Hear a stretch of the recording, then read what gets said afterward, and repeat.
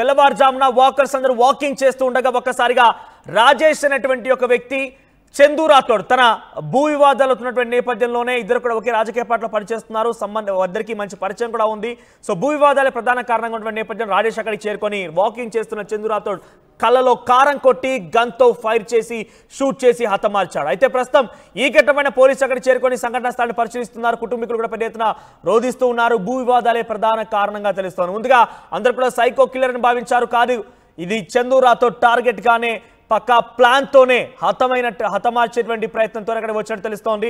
So park లో walking చేస్తుండగా ఈ ఘటన చోటు చేసుకునే నేపథ్యంలో పార్క్ ఉన్నటువంటి ప్రత్యేక సాక్షులు అటు మరణించినటువంటి చందు రాథోడ్ కుటుంబీకులు బంధువులు కూడా మాట్లాడుకొచ్చారు. వారు ఏం మాట్లాడారో చూద్దాం. అతను వాళ్ళ ఫ్రెండ్ వాడు బండి పార్క్ చేశాడు. ఆయన రెగ్యులర్ జ్యూస్ సెంటర్ తాగుతాడు. అయితే బండి తీసుకుని వస్తున్న వాళ్ళ ఫ్రెండ్ బండి తీసుకున్నప్పుడు నేను నడుచుకుంటూ పోతా అన్నాడు.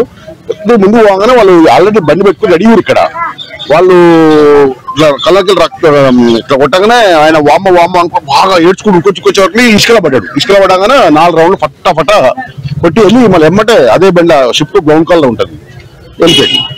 ఈ గళ్ళకే వెళ్ళిపోయారు. అంటే ముందేమన్నా అన్నారా? ఏమన్నా ఏ వర్డ్ ఉపయోగించాలి. జస్ట్ ఈయన ముత్తుకుండు కేకలేసి ఈయన కారం కొట్టిరు. వామ్మ అంతా అందరు వచ్చారు. అప్పుడే కానీ అందరు చూసిన ముందనే చంపేసారు. అక్కడ పోవాలనుకుంటే ఎవరు పోలేదేసుకోవాలి. ఇది 7:20 ప్రాంతాన అంతే. ఆ ప్రాంతాన్ని ఆనే ఉన్నాం. ఎగ్జాక్ట్లీ 22 ప్రాంతాన